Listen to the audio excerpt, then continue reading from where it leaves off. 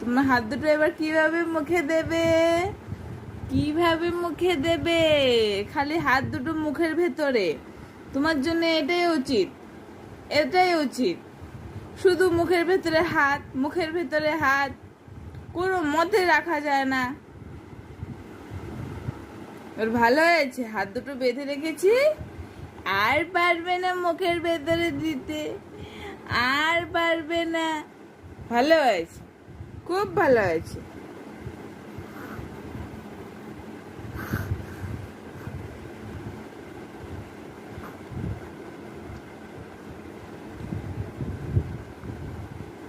বাহ বাহ, খুলে ফেললি?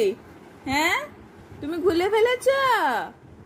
হ্যাঁ, এবার এবার বাহ বাহ বাহ, এটাই এটাই দেখার জন্য আমি বসছিলাম এত সময় ধরে। বাহ বাহ বাহ বাহ বাহ। এবার কাপড়টা নিয়ে মুখের ভিতরে